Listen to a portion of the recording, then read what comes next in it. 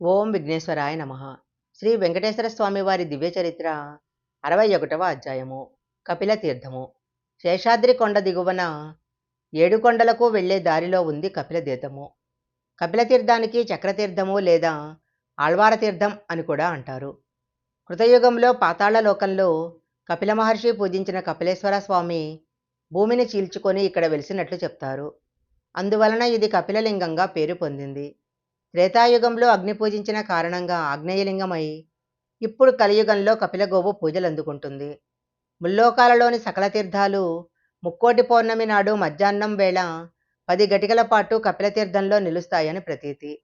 ఆ సమయంలో అక్కడ స్నానం చేసి నువ్వు గింజంత బంగారాన్ని దానం చేసినా అది మేరుపర్వత సమాన దానంగా పరిగణింపబడుతుందని భక్తుల విశ్వాసము. కార్తీక మాసమందు వచ్చే కార్తీక దీప పర్వదినాన ఇక్కడ కొండపైన దీపం సాక్షాత్కరిస్తుంది. భక్తులందరూ కపిలతీర్థం వైపు దీప నమస్కారం చేస్తారు. ఈ ఆలయము తిరుమల తిరుపతి దేవస్థానం వారి ఆధ్వర్యంలో పనిచేస్తుంది. శివరాత్రి పండగ మరియు బ్రహ్మోత్సవాలు వైభవంగా జరుగుతాయి. తెలుగునాట ఉన్న సుప్రసిద్ధ శైవక్షేత్రాలలో కపిలతీర్థం ఒకటి. ప్రపంచ ప్రఖ్యాతిగాంచిన వైష్ణవ తిరుపతి క్షేత్రమైన తిరుపతి పట్టణంలో ఇది ఉండటం ఒక విశేషము. హరిహరులకు ఏ భేదమూ లేదని నిరూపిస్తూ నిలిచిన ఈ తీర్థరాజము తిరుపతిలోని అలిపిరి మార్గంలో ఉంది. శేషాచల పర్వతపాదాన ఉన్న ఈ క్షేత్రంలో మనోహరమైన ప్రకృతి, ప్రశాంతమైన వాతావరణము, అందమైన జలపాతాలు యాత్రికులను కట్టిపడేస్తాయనటంలో ఎలాంటి అతిశయోక్తి లేదు. కృతయుగంలో ఈశ్వరుని గురించి ఘోర తపస్సు చేసిన కపిల మహర్షి భక్తికి మెచ్చి పాతాళము నుంచి పుడమిని బద్దలు కొట్టుకుంటూ వచ్చిన ఈ శివుడు పవిత్ర తీర్థంలో నిలిచినట్లు స్థల పురాణం చెబుతుంది. కపిలుని తపస్సుకు మెచ్చి నిలిచిన స్వామిని కపిలేశ్వరునిగాను, ఇక్కడ లింగాన్ని కపిలలింగంగాను పిలుస్తారు.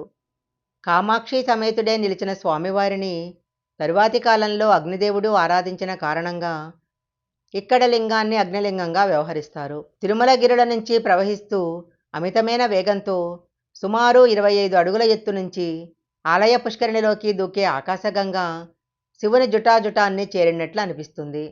ఇక్కడ పుష్కరిణిని శైవులు కపిలతీర్థమని, వైష్ణవులు ఆళ్వార్ తీర్థమని, చక్రతీర్థమని పిలుస్తారు.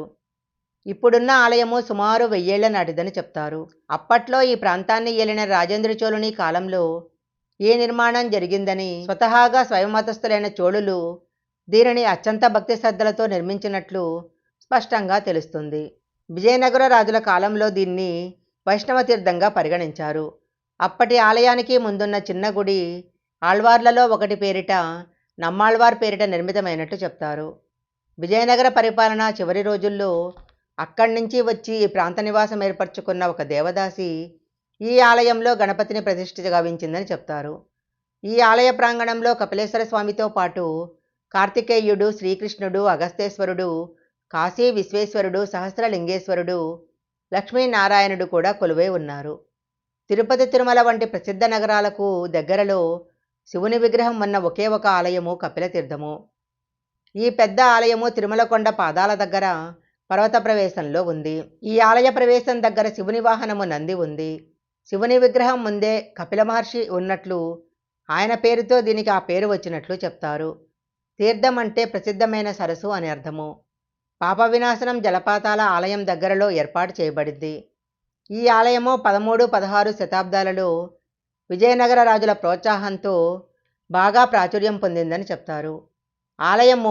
ఈ ఆలయము తిరుమల తిరుపతి దేవస్థానం వారి సంరక్షణలో పోషించబడుతుంది.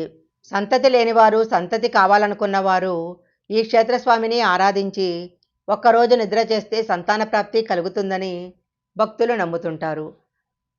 ఇక్కడ తీర్థంలో పుణ్యస్నానం చేసిన వారి పాపాలు పటాపంచలవుతాయని భక్తుల విశ్వాసము.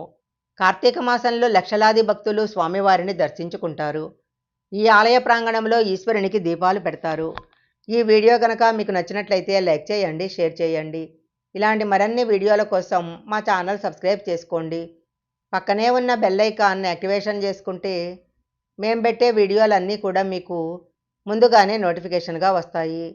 మరొక మంచి వీడియోతో మళ్ళీ కలుసుకుందాం.